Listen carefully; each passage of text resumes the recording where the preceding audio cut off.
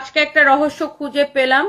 আচ্ছা, ওই পাথরের দোকানের ওই মহিলার ওখানে প্রমোট করে ভিডিও করতেছিল, ভিডিওটা ডাউনলোড করে রাখছি, তাহলে বোঝা গেল এইসবের পিছনে মূল হোতাকে। হ্যাঁ, ওটা তো আমি জানি আপু, সেই তো টাকা দিয়ে এইসব করাইতেছে, সে সেই টাকা দিয়ে এইসব করাইতেছে। এগুলো সব বের হবে, একটু জাস্ট কয়েকটা 2-3টা দিন ওয়েট করেন। মেয়েদেরকে ব্যবসা বলো, তোর মা মনে হয় এই কাজ করে, তোর মা মনে হয় এই লেভেলের, বা তোর মা মনে হয় ব্যবসা যে ওয়ার্ডটা তোর মতো কতগুলো থার্ড ক্লাস ছেলে মেয়েদেরকে ইউজ করো।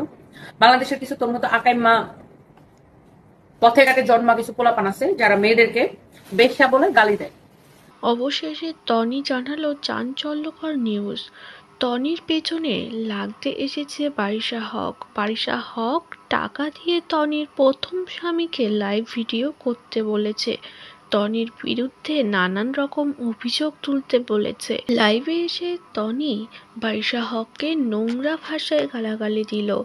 এক কথায় যে ভাষাগুলি মুখে তোলা যায় না তেমন ভাষায় ইউজ করেছে বারিশা হকের ওপর এবং জানিয়েছে আমি খুব শীঘ্রই স্টেপ নেব। কিছুদিন আগে ঝগড়ায় মেতেছিল বারিশা হক ও টনি, যেই ঝগড়া আজও চলে যাচ্ছে। মাঝে মাঝেই বারিশা হককে নোংরাভাবে গালাগালি দেয় টনি।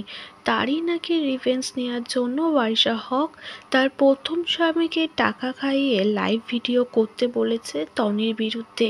এমনই এবার গোপন তথ্য ফাঁস করল টনি এবং জানালো আমি এইসবের বিরুদ্ধে খুব তাড়াতাড়ি স্টেপ নিতে চলেছি। আমাকে বলিউডের নায়িকাদের মতো লাগতেছে, আমি বলিউডের মতো, তুমি বলিউডের নায়িকাদের পাশার মতো।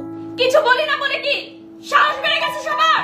আর মনে রাখো, আর ডিয়ার আপা, মাসি, খালাম্মা, ইঁদুর মুখী মনে রাখিস, যা মন চায় তাই বলতে পারবেন আমাকে। One women show, you understand? One women show.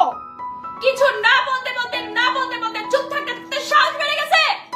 Show off করার জন্য কানে ধরে তবলা বাদক জামাইটারে সহ কানে ধরে উঠবোস করাবো। সবকিছুর বিচার হবে, জাস্ট এটা মাথায় রাখবেন এবং সেটা দেখে যাবো।